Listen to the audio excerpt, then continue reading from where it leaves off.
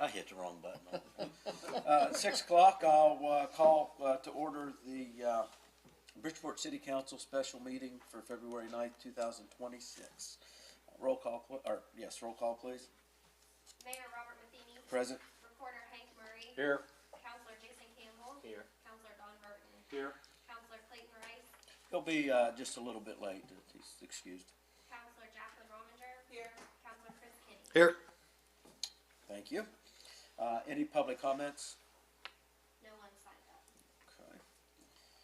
And I'll move to item number 4, new business. Discuss and, if appropriate, act on filling positions for the fire department as created by the emergency services fee. Manager? Yes, so the emergency services fee, as you all know, took effect in July of this year. And, to my understanding, the will of the council at that time was to gather 6 months worth of data and report back to the council at the 6-month time frame, which is right about where we're at. Just a little past that right now. We've collected mainly the revenue reports that you have in front of you are from July through December. We do have some information we've provided you here on that. We also have our fire chief, Mr. Pig, here tonight that can go through any of these and ask any questions we have. So, as you can see, I think the original estimate was around $660,000 per year. So we would be at the halfway point.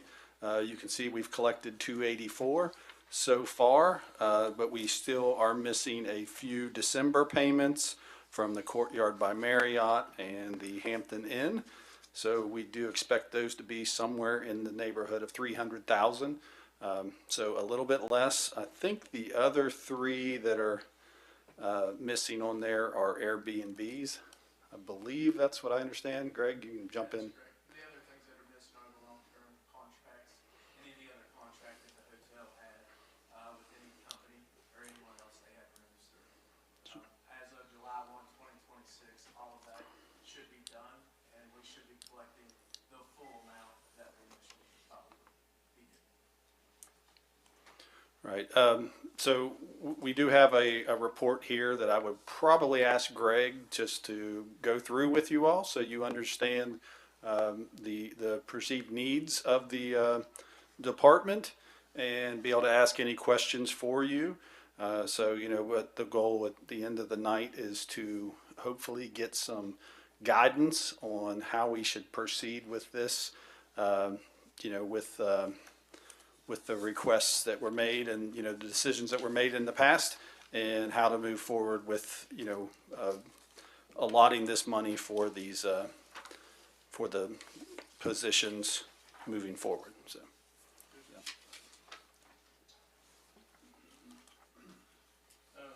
So the paper that we put out there for you all, starting at the top of it, we just took all the regional paid fire departments in North Central West Virginia. As you can see, Clarksburg, this is. Greg, can you flip that microphone on right there? Just so our online folks Okay. Can you hear me now? Good. I'm not seeing that, are you? Chief, I don't know that we have this document. Should be this Am I one. lost? This one here? Oh, that one? They're at everyone's seat. All right. You need another one? This one. Yeah. Struggling. Here. Okay, thank you. Welcome. Thank you. Have it now. All right. So the sole purpose is that this was just kind of lay out how all the other fire departments around us work. Clarksburg, they staff 14 guys per shift. They run 3,395 calls in 2025.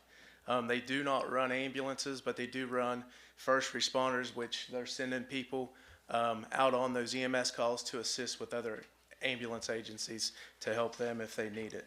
Fairmont, they ran 2,704 calls in 2025 with 13 guys per shift, no ambulances. Morgantown, they're 18 guys per shift, 2,698 calls in 2025. In Bridgeport, we have 9 guys per shift, and in 2025, we ran 3,725 calls. That doesn't count the extra events, the school stuff that we do, and all the, we do a lot of smoke detectors, CO alarms, putting those in people's residence. So that's just strictly our calls. The 2020 to 2025, there was an increase of 1,500 calls, which is a 38% increase.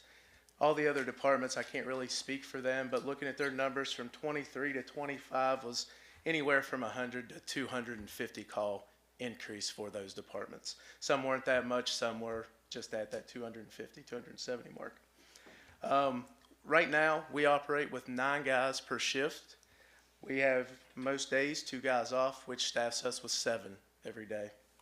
Additionally, we have a chief, a deputy chief, and a lieutenant training officer that staff throughout the day on a daily basis, Monday through Friday. So with this fee, our intentions were to hire 6 people.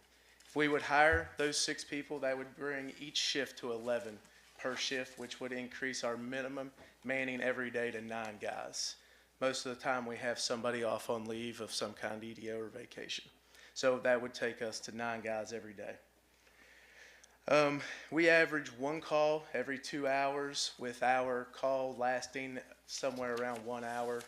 Due to the hospital being busy, those calls can take longer, whether it's waiting at the hospital, which is unfortunate, there's nothing they can do about that, or us taking those transports to Fairmont, Morgantown, other places. With the 2 additional personnel, we would increase our staffing at the substation. That would be huge. The substation's first due area incorporates the majority of all of our hotels in the city, with the exception of like 3 of them, I believe. So if we increase our staffing at the substation, that would take us to 4 people there. When our ambulance goes out, which in 2025 it went out 1,269 times, so that left the substation unstaffed for those 1,269 times. So if we have those 2 extra people, that'll give us a little bit of extra staffing there. It gets people to those locations a little bit sooner, and it helps us be multi-purpose in both stations. We're not just relying on the downtown station to go cover the substation area when the substation's on a call.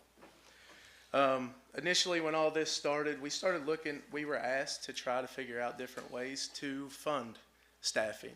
And one of the ways that we came up with was this emergency service fee. Roughly, the city has 1,100 hotel rooms.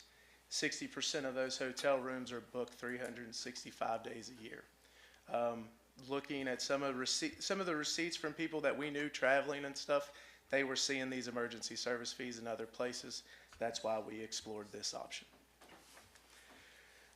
Originally, as we talked with Joe there a minute ago, the original fee was estimated on the $3 to bring in roughly $600,000.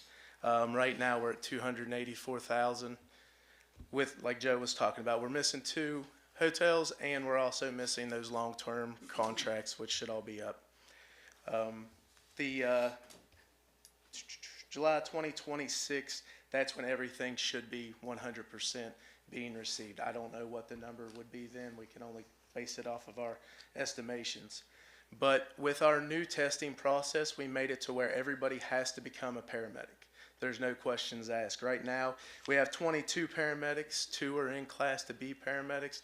That'll leave us with 9 EMTs that probably they may never go to paramedic class, but that's okay. Everybody going forward will go to paramedic class. A paramedic salary with everything, salary, retirement, Social Security, all the way down to their uniform allowance is roughly $81,748 a year, which would bring us to a total of $490,202.88. So that's what we're looking at salary rise for 1 year. So I don't know if you want me to keep going on the fee, or I feel like we've went back and forth with it, and I don't know how far into it we need to go.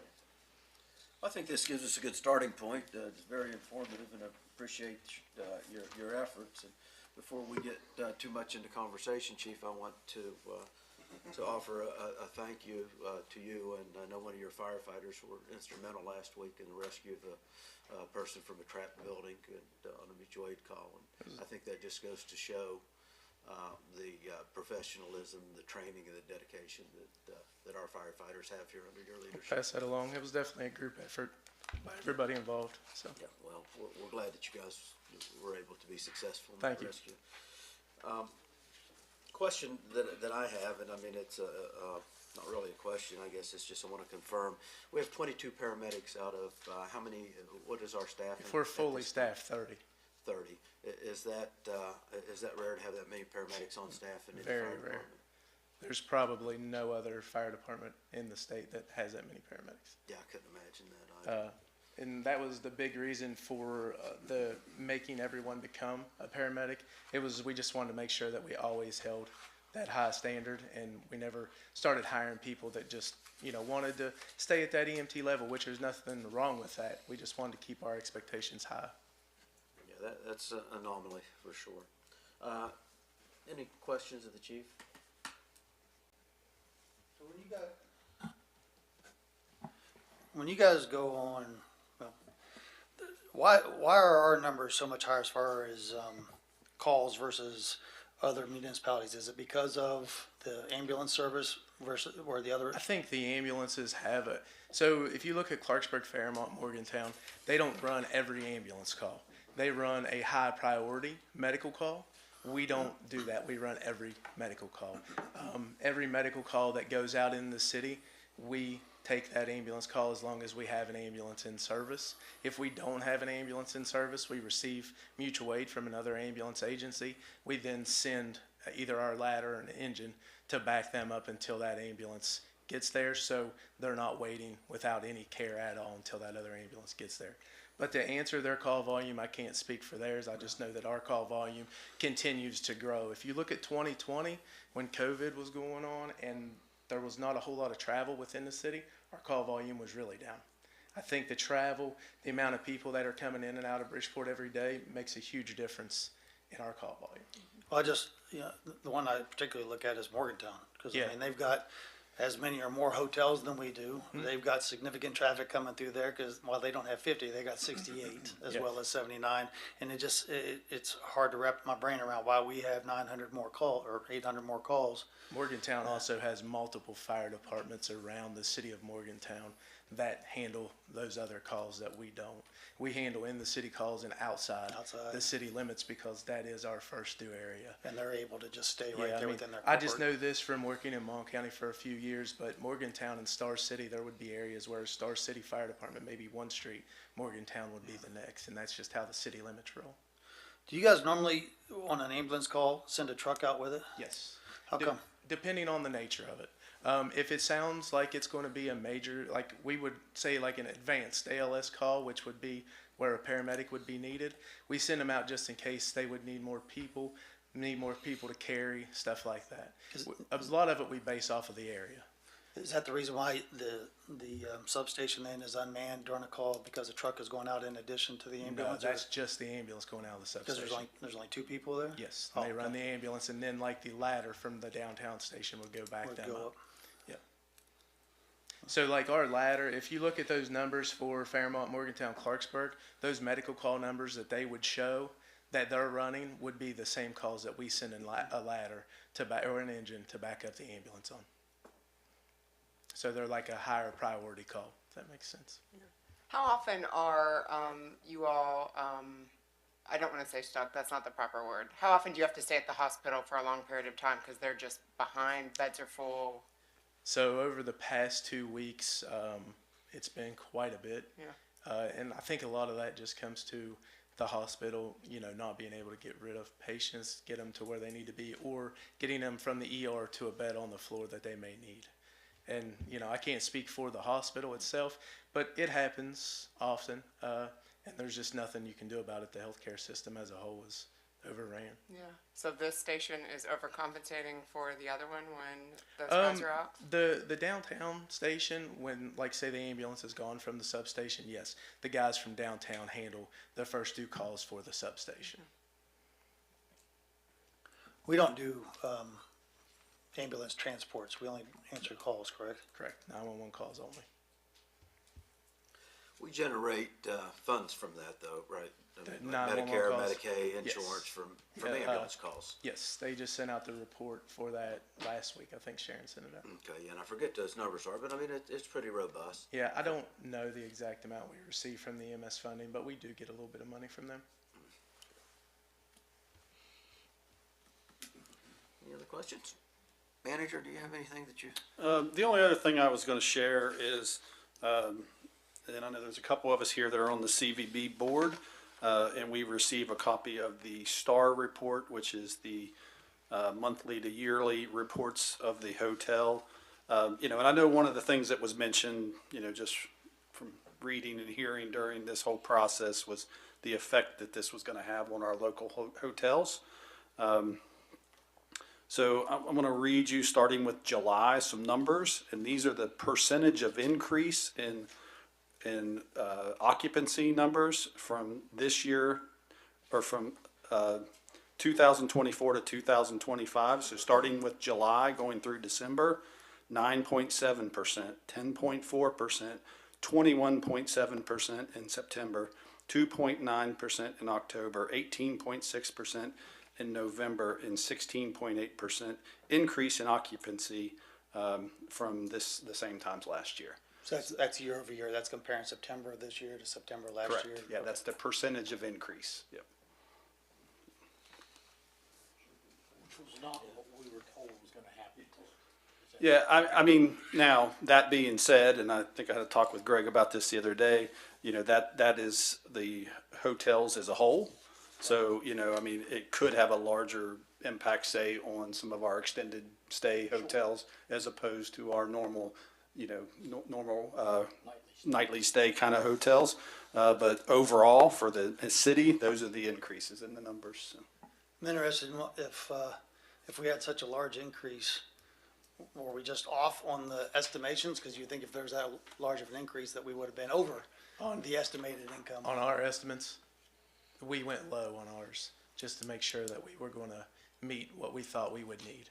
So we did are you asking about the percentages that we did for the No, I'm amount talking of about, money? we expected a $600,000. Yeah, we did that based off of only 60% of those rooms being filled. At times, like through those months he was talking about, some of those were like 63, 65%. Okay. But we just based every month off of a 60% because that equaled everything out. So even more so then, if that was the case, if that was a conservative estimate, and yet occupancy rates went up, we should be far exceeding that estimate. So I don't, that math doesn't jive for me real well.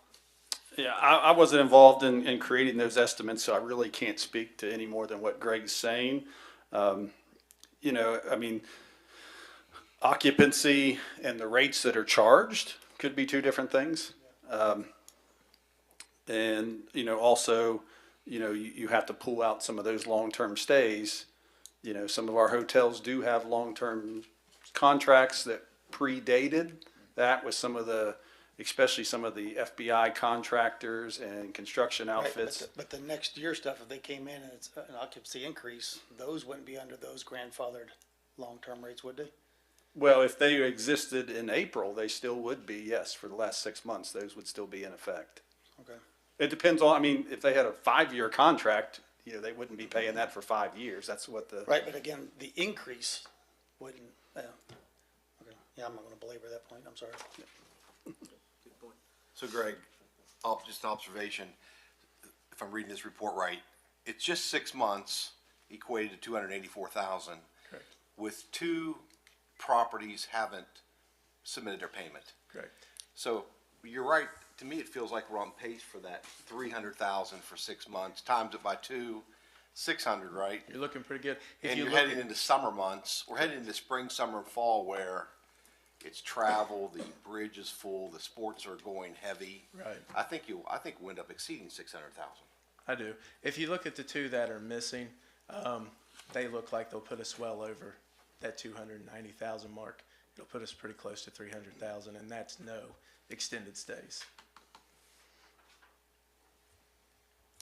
One last question, and I would hope that if we do continue on this pace and we bring in the 600,000, when you guys originally had this, did you equate for turnout gear, helmets, boots? So to equip the new? Yes, if everything worked out, there should be a little over $100,000 left in there, and that was the thought process behind it.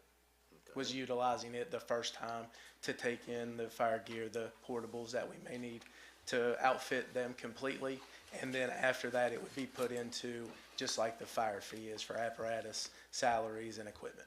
Yeah, and if you look at the very bottom of the page that was provided in bold, it shows you the average salary and benefits for a firefighter, paramedic, and then also what the numbers were we used for the 6 new employees. And you can see, if for the year we bring in roughly $500,000 we need for the 6 employees for a 12-month period, you would have roughly $100,000 that could be used for training, gear, any of that kind of stuff that we would have with our uniforms, everything like that we would need for those employees was the thought process behind that. And what fee are we at right now? $3? Yes, $3. When's it scheduled to go up? That I'm not sure of. I think it's supposed to go up by $1. July 1 of 26, it'll increase to $4.50. And then July 1st of 27 and thereafter will go up to $6. When's it go to 6? 6 In on 2 July years? 1st of 27. 27. And the additional from that was, the original intention of that was to help fund some of the things we were looking at with the police department, correct? Yeah. The increase, yes, Yes. that's 100% to the police department. Okay, good. When are you wanting to start the hiring process? We could start as, we have a civil service meeting on Thursday of this week. We just want to redo our list.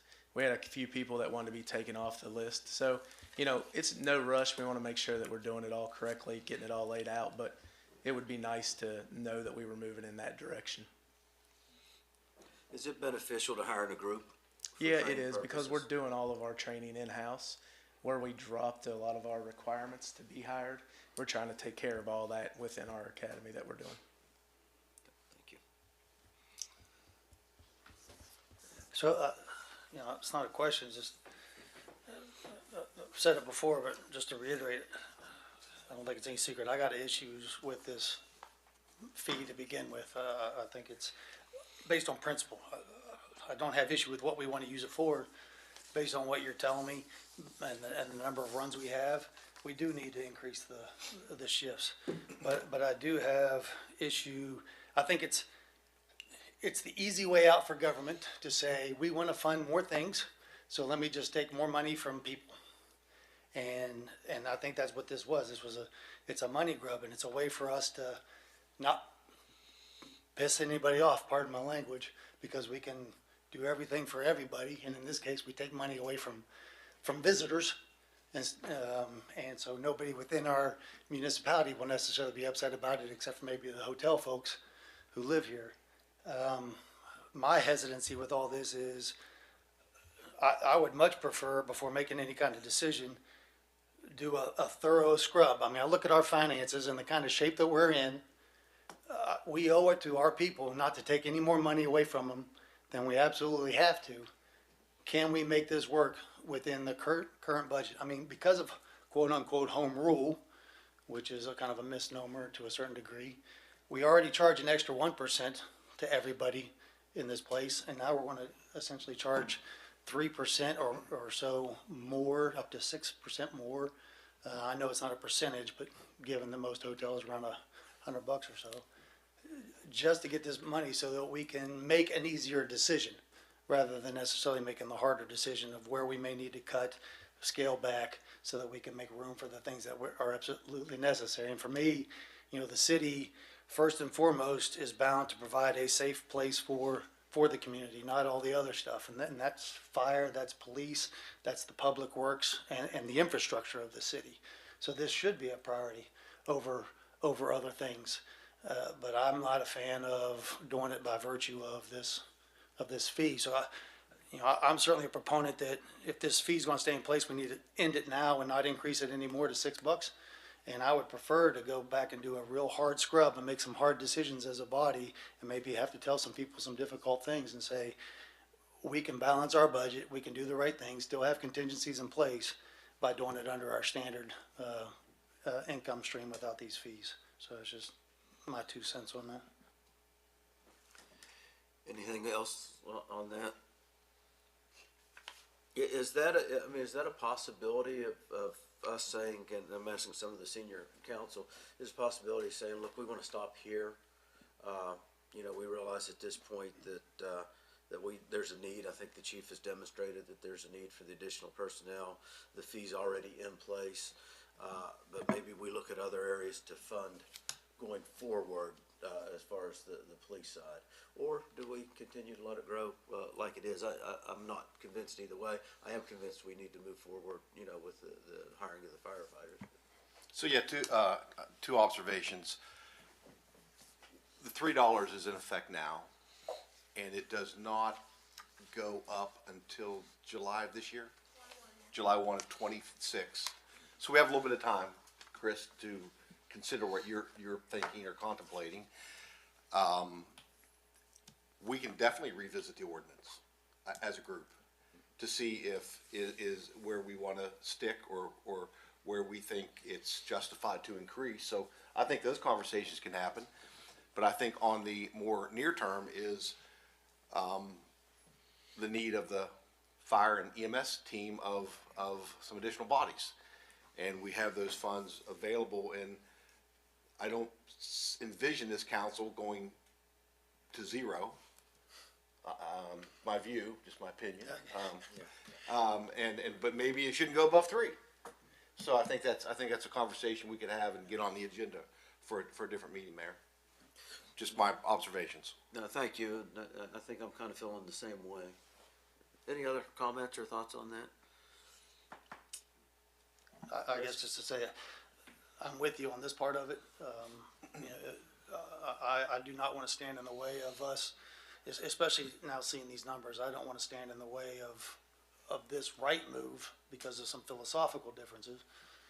It just, I guess more than anything else, I want you guys to always know what I'm thinking, what I'll push for, and this is just going to push me harder each and every meeting to revisit this. I'd love to see us go to zero. I'm a fairly realist, so I know that that's not likely, but I would like to have conversations about capping it, but I'm certainly not going to let that stand in the way of us doing right by the fire department. Thank you, Mr. Murphy. I agree, and there's nothing etched in stone that says on July 1st, we have to do this. We have to raise it. We could put it off. As of right now, It's an ordinance. Is it in the ordinance that we have to do that? yeah, I just didn't remember the timing. I remember reading about it. You guys specifically tiered it so that it would happen in order. So that's already in place. It will happen I unless we stand take corrected. proactive Thank you. measures. It would require you to amend it. But prior that's to that possible. date. Yeah, you can amend it, you can repeal it, you're the council. Very good discussion. If there's no other discussion, is there any action that we'd like to take this evening on the item? And I want to read the item again to make sure we discuss and, if appropriate, act on filling positions for the fire department as created by the emergency services fee. That's item 4.1. So does that mean that we have to vote tonight to allow them to it, or they're already in a position because of the fees in place to move forward? And we would just have to stand in the way. There we go. Yeah, so what this would allow us to move forward with the hiring process. Just a recap on what I said earlier, the council 6 months ago when it was enacted, asked them to look at 6 months worth of data, which you have that in front of you. And you can see, I think, as Greg mentioned, you look at those totals of those 2 hotels, what they've traditionally run, and we're just missing 1 month of data from them. I think it puts us really, really close to that $300,000 range. I think, and if you look at the total, we need about $490,000 to bring those 6 people on staff to pay their salaries. That would give us a little bit of room. We have some existing training money, so I'm not super concerned about there not being enough funds to get these people in and train them. But I do think that, given the second 6 months where you double that, that we would be, fine to bring these 6 individuals on. But, acting on what council asked was to come back and revisit this in 6 months. Okay. Let I you just want guys to make see sure it. that Yeah. that we didn't have to stand in the way of it happening, or we had to actually make a vote for it to happen. That's what we're asking for tonight. We is- actually have to vote today to make it happen. Well, you don't in the state. have to, but that's what But we're for it to happen, asking. yes, yeah, I get it. Yeah. Okay. Yeah, because the numbers certainly bear that it's going to work Right. as it stands right now. Okay, hearing no more discussion, I'll ask for action on 4-1. So I'd make a motion that we, give the chief, the authority to move forward for 6 hires as outlined in 4.1. A motion on the floor, I'll second. a motion and a second, that we, give the chief authorization to proceed with the hiring of 6, out of the, funds created by the emergency services fee. Any further discussion on that? All in favor signify by saying aye. Aye. Any opposed, nay? Ayes have it, motion carries. Thank you. Good discussion on that item. Chief, thank you. Thank you. All right. That brings us to 4.2.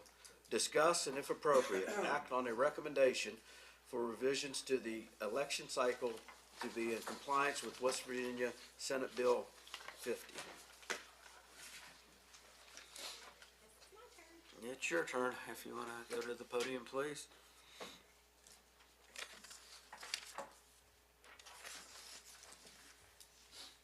Okay, so you should have the recommendations that we went over back in, I believe, October or November of last year. At that point, you all had wanted to wait to see if the legislative session was gonna make any changes, and it doesn't appear like that's going to be the case. So we really do need to get the ball rolling on making a decision of how we want to proceed with getting our elections aligned with the county elections. So just to summarize the requirements of that bill, it does require that municipal elections be held the same day as the primary or general election. Municipalities must amend their existing ordinances or charters to effect the change. We must be in compliance by 2032 to align those dates. And then the bill is motivated that it's going to be a cost savings for municipalities. I obviously don't know 100% that that's going to be the case. For us, we're going to pay roughly about 16.3% of the total cost of the election. That's just based on a formula in the Memorandum of Understandings with the counties. And pretty much what that looks like is you take the total number of registered voters in the county, divide it by our total number of registered voters within city limits, and that gives us that 16.3% of voters. What we will need to do, some requirements, again, we're going to need to amend our charter. So I've been working with our attorneys to see what that's going to look like in that process. So I'm going to let John kind of take over if you want, or do you want me to go over what my 2 options are? If you want to go for the 2 options, and then Okay, so the 2 options I had presented a while back, the first on this second sheet that you have up there, the 2028 option would require those that were just elected in 2025 to shorten their term to 3 years instead of the 4-year term that you were elected. It would allow the city to just have one more election in 2027 before merging in 2028. Those candidates that would run in 2027 would also run a 3-year term.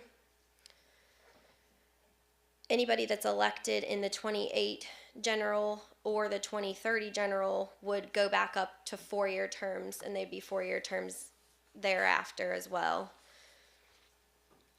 And then the 2030 option, it's a little different. It wouldn't affect anyone that is currently seated on council.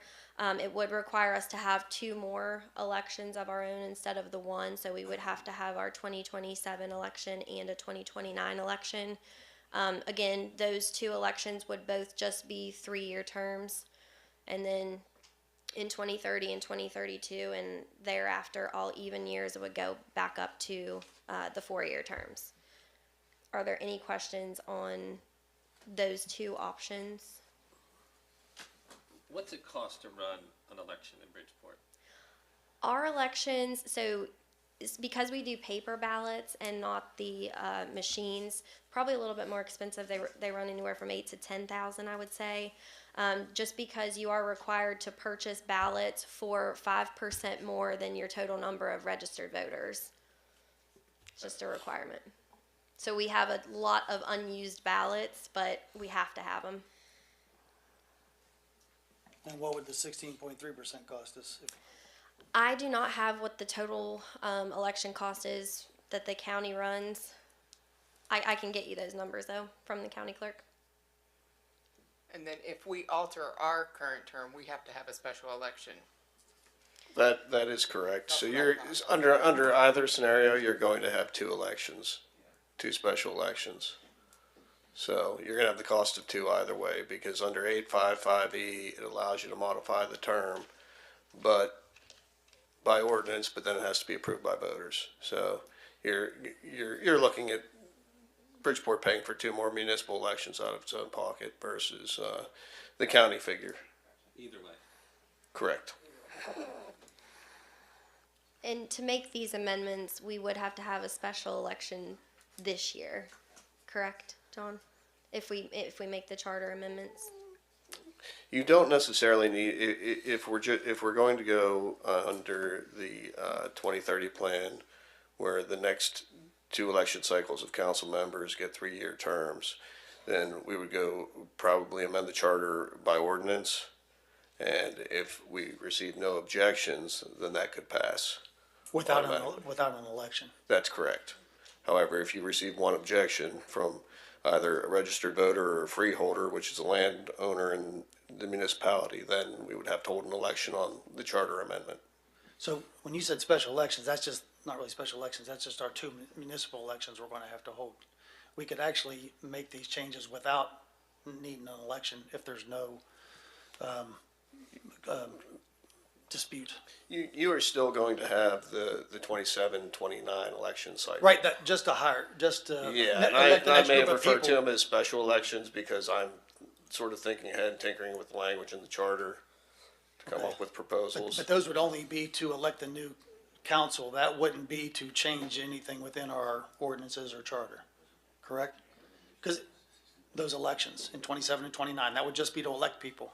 It would only address the election portions of the charter, but we would have to change the charter to do so. But again, we can do that with just our vote and not go to the public vote as long as there's no Correct. challenge. Okay. Because, I look at our charter, it still says Tuesday meetings, and so that was, there. And I've lived here quite a long time, we never did that by election, so we amended the charter by ordinance, but there was never an election on it, and this would fall under the same process as when we changed our meeting times. I can't speak to how that went down. Well, that actually is in charter that, they say on Tuesdays, but the council can set it a different day If you truly, I'm sorry, Mayor. I'm sorry. If you truly amend your charter by ordinance through the procedure, then whatever the verbiage is replaced in the charter. Okay. But we can do that without going to election. Potentially, yes. Potentially. So what happens if there is a challenge and it goes to vote and the citizens speak and they don't want to change it? They want the city, and to be honest, I think there's a lot of logic to switching it. I'm not opposed to switching it. What I am opposed to is another entity getting into our business. We're in a state that right now is fighting the federal government because the federal government wants to control the elections and tell the states how to do it. And we got a Secretary of State who's leading the charge nationally to stay out of our business. We know what we're doing, leave us alone. But then that same level of government comes down and wants to tell us when we should run our own. I got no business with them telling me when to run elections for their level of stuff. But they want to tell us how to run our own. You know, they got a guy up there right now that fortunately looks like he's getting shut down that wants to force cities to do partisan elections at the municipal election. He needs to stay the heck out of our business, right? And that's the issue I have here. So I'd almost be entertained to have somebody challenge this, go to vote and have our people vote against this, just to see what the state's going to do and see if they overturn the will of the people. I don't want another lawsuit. We got enough of those, but it's just kind of frustrating that they can't stay out of their business. This city has been run for decades, far better than this state has been, and they want to tell us how to do this stuff. But that's a separate editorial. I don't know, Lauren, if you want to comment, we went to a training class and Councilman King, we asked that same question. They don't know. Of course they said don't. They said we have to change. Yeah, of but course they they don't know don't. if the voters voted down what to do. Yeah. Is that accurate, Lauren? Yeah, that's essentially the answer we got last year, when other municipalities had asked the same question of, there were a couple municipalities that wanted to keep their elections, and asked if there was a way to do so. I know home rule was brought up at that point, and the answer was, though, if it gets voted down, they didn't really know how to handle it. They're like, well, you have time. It's 2032. Just keep trying, was essentially the answer we got at that point. And again, home rule is a misnomer. We can't actually do what we want to do. We still have to get parental permission from their board to do that stuff.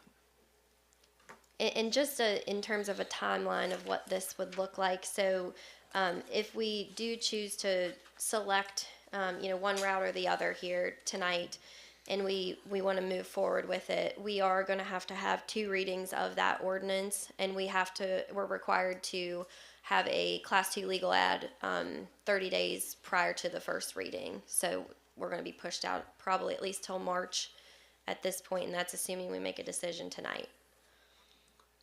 So would you like a decision tonight so you would know what direction to start preparing for? I would greatly appreciate it. I thought that's what you're getting at. John, would you agree? Yes, I would. Yeah, it's something we need to decide. Well, I'd like to go back just to, we had some of this discussion during the strategy meeting. Looking at what happened in Clarksburg, again, they voted to extend their terms, which is why they got into their ethics violation and hearings. But the lawyer that was arguing that they committed this ethical thing, he opined, I guess is the word, that even if they had voted to shorten their own terms by voting on their own terms, that was a conflict of interest and would be an ethics violation. So my intent is, if we vote on that 2028 version that shortens ours, and if that's what's best for the city, I'll gladly only serve 3 years. But I will not vote on that, and I would encourage the other 3 members that just got elected then to not vote on it, which would only leave 3 of 7, less than a quorum, to vote on it. So I really don't, just from a procedural standpoint, an ethical standpoint, I really don't think that's the best route for us to go, when the other route alleviates all those ethical questions and still meets the requirements of mommy and daddy up at state. Anybody else on that? I think, and I certainly don't want to be self-serving, but, the 4 recently elected persons were elected for 4 years. And if we don't have to mess with that, I think it's cleaner just to go with if we have an option that we can do 2 3-year terms, because we don't know yet who's going to be in those positions. That's the way that I would vote that would go.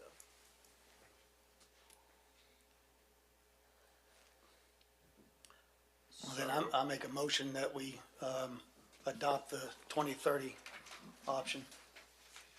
Okay, motion on the floor to adopt the 2030 option. Is there? I'll second. Second. Any further discussion? Seeing none or hearing none, all in favor signify by saying aye. Aye. Any opposed, nay. Ayes have it. Madam Clerk, you have your answer. Thank you. Yes, ma'am.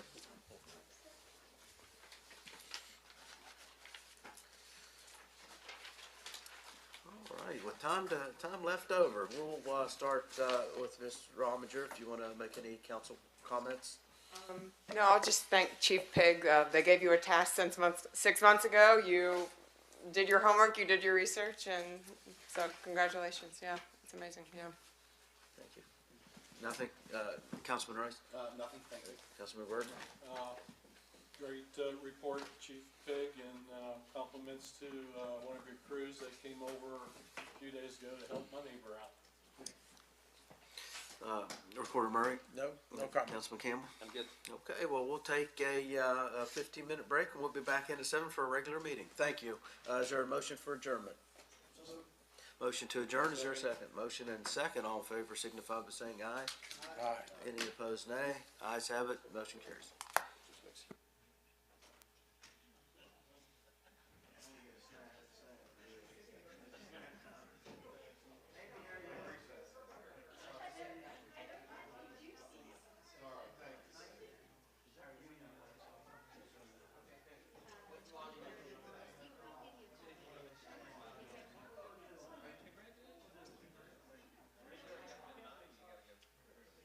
Yeah, there's starting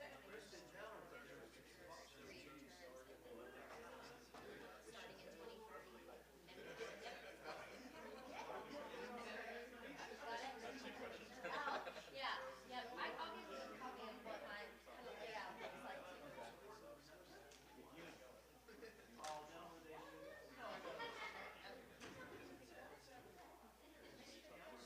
if you wanna go back and watch it, it's live.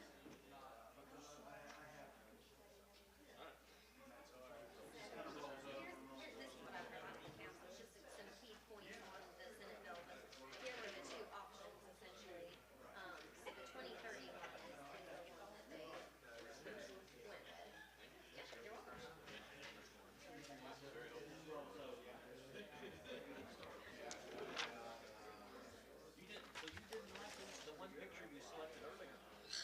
I don't know, I looked at it again and I was like, mm. It's actually this photo, so like I said, you see it, I don't want to. Snap some while I'm talking because I, for some reason, make these horrible faces. Like, I'm the least photogenic person.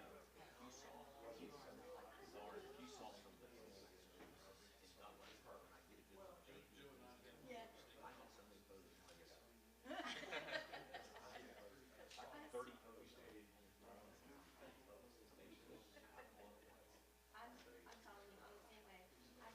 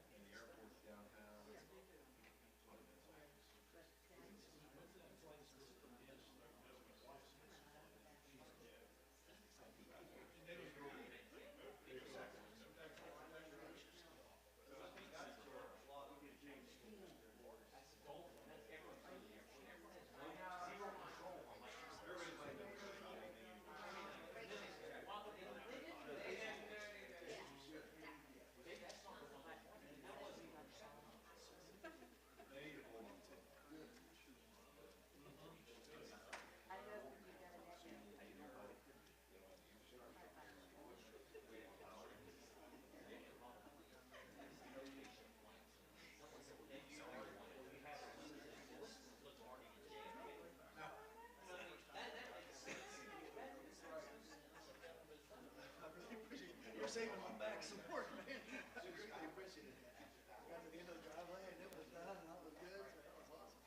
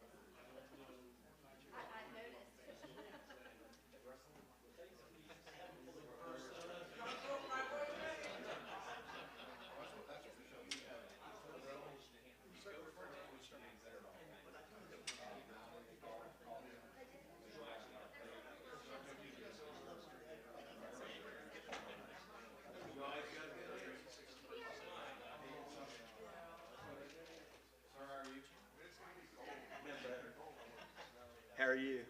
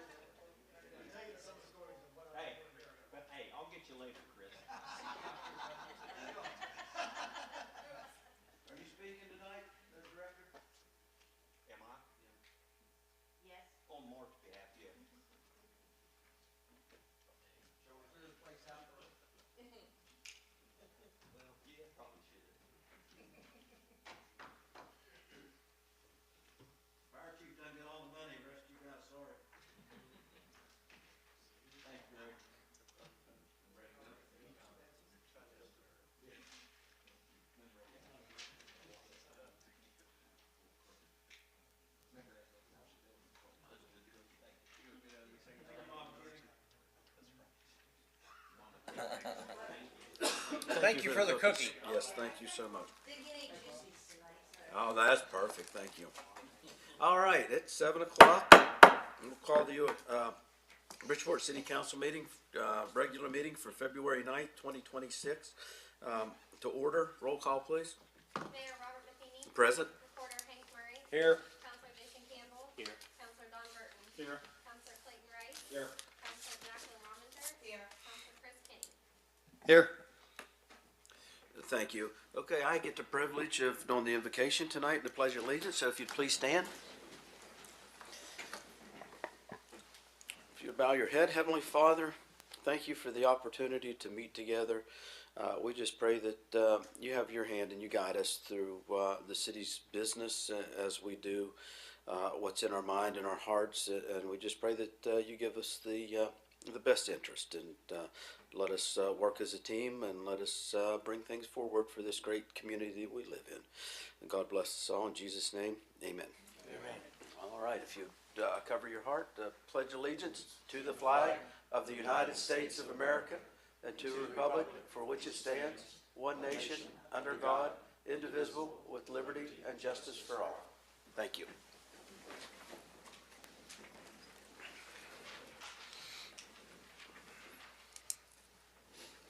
Okay, approved minutes of the January 28th, 2026 regular city council meeting. So moved as read. Motion. Second. Motion and second. Any discussion? All in favor signify by saying aye. Aye. Any opposed, nay. Motion carries. You'll notice item 5 is a little different on the agenda this time, and just a real brief explanation is we've discovered under the state law and our transparency movement that we need to approve the bills before the finance director pays them. You should have noticed in your packet that there was a check report. The manager, the finance director, and I think the clerk, we all work together. These will be written but not issued until approved by council, and it will give us a better understanding of what we approve. The finance director has asked, and I agree with her, once you get your packet, if you have any questions, just out of courtesy, if you would give her a call directly, so if she needs to answer something at a council meeting, it'll give her a chance to dig that up and have that information for us. So that's the reason that 5 is like it is on the agenda. So with that being said, item 5, approve outstanding bills. Was there any action on that? So moved. Motion to pay the outstanding bills. Is there a second? Second. Motion and second. Any discussion? Yeah, Go ahead. is there any way to amend this a little bit so that we don't have to, there's like $100 purchase in, I'm all for transparency, but I'm not for micromanagement. And it seems like micromanagement. Is there any way that we can amend it so that there's like a floor that has to come before us to expedite this process? We can ask legal or the manager if you want to. Yeah, I think it would probably just make more work for them, because they can run a register report, and I'm speaking for Sharon, and she's on vacation for a few days, but I would think it would just be easy enough, and you guys have an opportunity to glance through it, look at the big ones if you don't want to look at the little ones, but I think it's just basically almost like looking at your register on your checkbook. So is this a new monthly line item now? Yes. For us? Okay, Yes. thank you. We can do a batch. We don't have to do them individually. Right. Oh, absolutely. Yes. We'll be here all night. That's right. For sure. Yes. What do you mean? If we're gonna micromanage, let's do it all the way down. Come on, man. We can read them to you if you'd like. All right. We have a motion and a second. Lauren on the floor. can, but. I'll call for a question. All in favor signify by saying aye. Aye. Any opposed, nay. Ayes have it. Public comments? Madam Clerk? No one signed up. There are none? Okay. Report by the mayor, I have none. Report by the interim city manager? Yes, sir. Thank you, Mayor. As usual, I've given you a full written report. Just a couple things to highlight for the purview of the public here. The library's Bridgeport History Slideshow has been updated for the next season. Visit the library's memory station to view all the photos in the Dick Duez collection and digitized BHS yearbooks. The Bridgeport's complex, we're having a regional swim meet this weekend that was canceled and moved due to snow. And we also have 1,000 archers competing in our second annual Bullseye at the Bridge event on the 21st of February. And that will bring archers in for the weekend from all over our state and region. So it's exciting. Community and economic development, the spring cleanup will be the first 2 weeks in May in the city. And the list of streets and what days will be collected will be released in a few weeks. Emergency services, over the last year, we have worked with the airport to update their emergency operations plan. It's been approved by the FFA and will officially be in place after the meeting on Thursday. And they're planning in the works for a mock disaster exercise up at the Meadowbrook Mall during the month of March.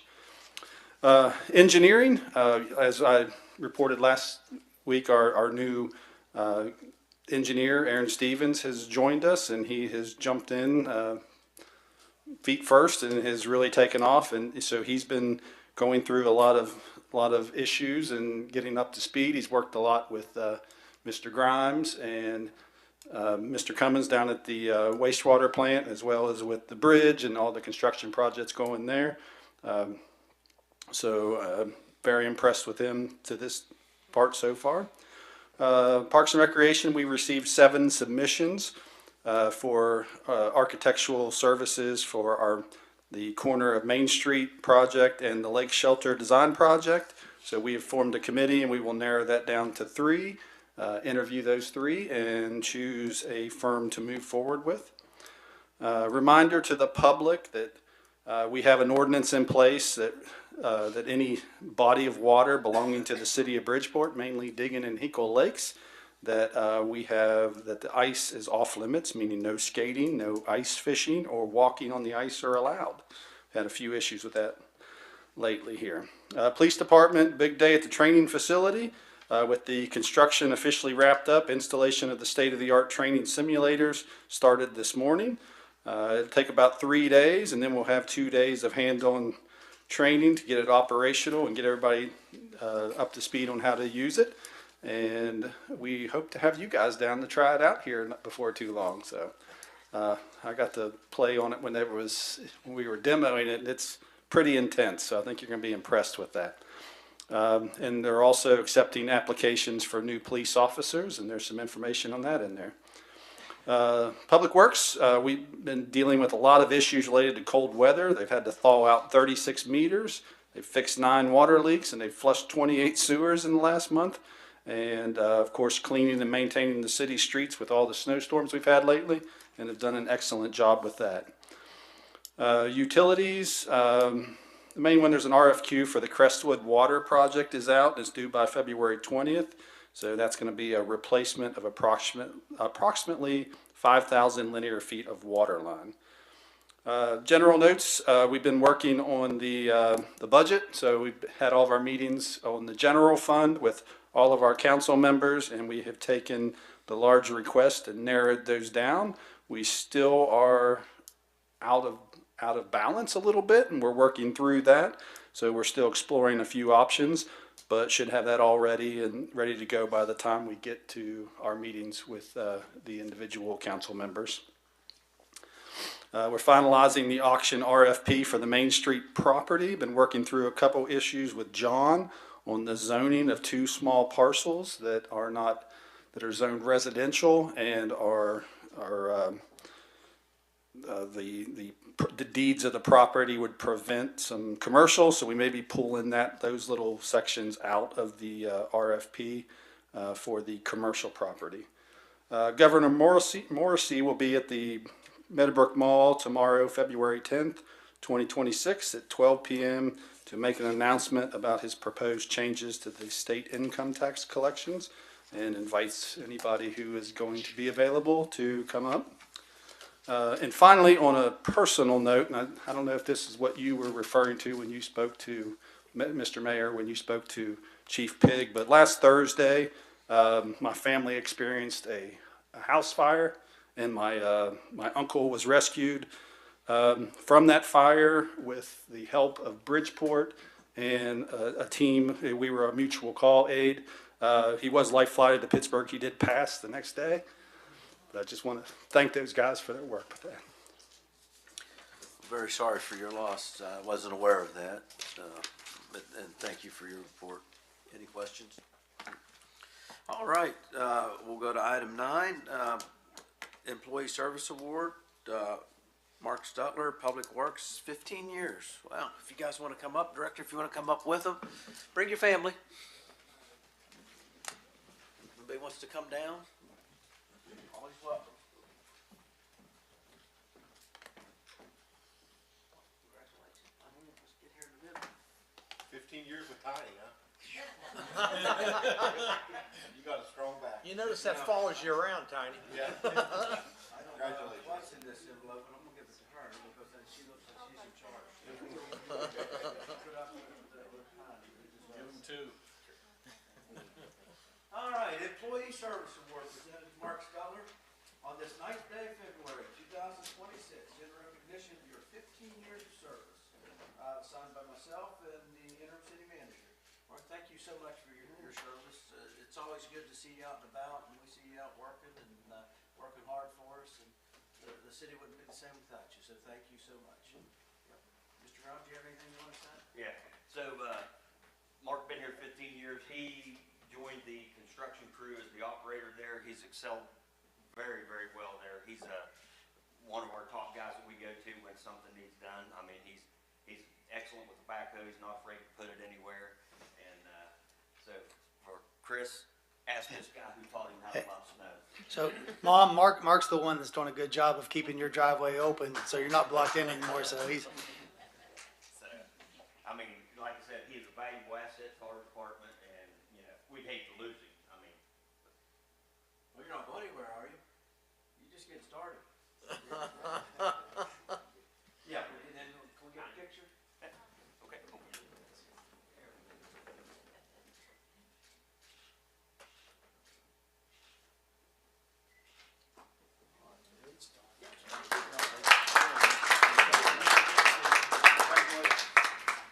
Thank you, congratulations.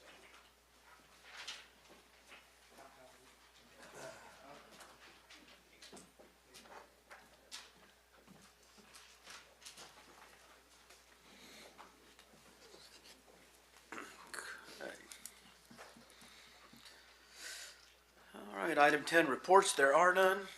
11, unfinished business, none. New business. 12.1, consider an act on a contract with DePorter, Dominic and Associates for streetlights in the amount of $25,413.78 plus a 10% contingency of $2,541.38 for a total of $27,955.16. Any discussion or action on that item? I'd like to make a motion to approve 12.1. Motion on the floor to approve 12.1. Is there a second? Second? Motion and second. Any discussion? Hearing none or seeing none. All in favor signify by saying aye. Aye. Any opposed, nay? Ayes have it. Motion carries.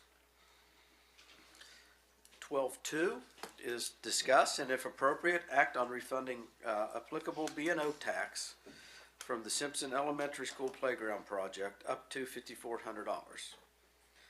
Manager? Yes, so we were approached by Simpson Elementary School during their construction. Part of the one of the playgrounds was taken out, so they have plans to I believe it was install a preschool age playground for their preschool age program and some of the younger grades there. And similar to what we've done with other schools in the past, where we've donated some of the B&O proceeds back to projects, they were asking that we would donate the approximately $5,400 in B&O construction fees that would be levied on that project. I see John reaching for his microphone. I don't know if he's got something to throw at me here. So, That'll be good. but, you know, I do know that there's a precedent, you know, in the past that we've been able to do this. And John, do you have something to say about that? So. Just that I believe it was back in 2009, under home rule, we passed an ordinance which allows us to aid the schools in this manner, and it's typically done under a intergovernmental agreement between us and the school board, and I think in turn they would allow the public to use the playground equipment during non-school hours. It's in that little area called recreation that we're allowed to support. So Yeah, so I'd say it's very similar to what we did on a much smaller scale with the gymnasium at Johnson Elementary School. Any discussion on that? Any action? Question's been called. Is there a motion? Motion? Motion on 12-2. Is there a second? Motion and second. Any further discussion? Seeing none, hearing none. All in favor signify by saying aye. Aye. Opposed, nay. Jacqueline, did I cut you off? I'm sorry, I wasn't sure if you were going to say something. Okay. Motion carries. 13. Just like deja vu with council comments again. We'll start down on the end with Mr. Ominger. Just a shout out to Public Works for the never-ending winter that we're having here. So the streets are wonderful. I tell you every time, I appreciate you guys so much. Thank you. Thank you. Mr. Kenny? So in that vein, I was talking to city manager beforehand. Tiny, maybe you know the answer. I know the state owns Johnson, but that's the one area I keep getting hit on is they do such a good job on all the other streets, so you can come safely down Ridgeway, Vista Valley, but then you go to turn onto Johnson and it's a mess. Have we tried in the past for some kind of mutual agreement with the state to allow us to do that? I know it was just published that they subcontracted some agency to help them out with roads recently. Is that something that we could pursue to where they subcontract us to take care of those roads within our city that they never seem to get to? I'll probably have to talk to Earl Gaskin. I don't know that can happen, but if at all possible, we could clear the streets ourselves. But then, they're not going to give us anything for doing it. Except What- ownership of the road from there on out. Well, I'd be fine with that. Again, we run things better than the state does, so. Is there liability that we incur if we were to do that? I just kind of always figured that that's the reason why we didn't, is because it would Yeah, cause I problems. was having that discussion. There's a sidebar a little bit ago Yeah. with John, but I did make a notation of it, Chris. We will, I'll get with Tiny, and like I said, our new city engineer was Earl's right-hand man, so, I would like to broach that topic with them, have John explore the legalities of it as well, but see what we can do. Yeah. And on the plus side, that just does really highlight how good a job you guys do, because that's what gets mentioned every time. So I really do appreciate what you guys have done in that regard. Yeah, and I would assume we're driving those roads anyways on the way to the other streets, so, yeah. Very good. Thank you. Mr. Rice? Ditto, on Public Works and Public Safety. And, it's been a tough winter, and you guys always have your crews and your men and women out there, for the city. So thank you. Thank you. Mr. Burke? Good. Mr. Murray? No, good meeting. Good meeting. Mr. Campbell? No, I have nothing either. Motion for adjournment? Motion to adjourn. Motion to adjourn. Is there a second? Second. Motion and second. All in favor signify by saying aye. Aye. Any opposed, nay. Ayes have it. Meeting adjourned.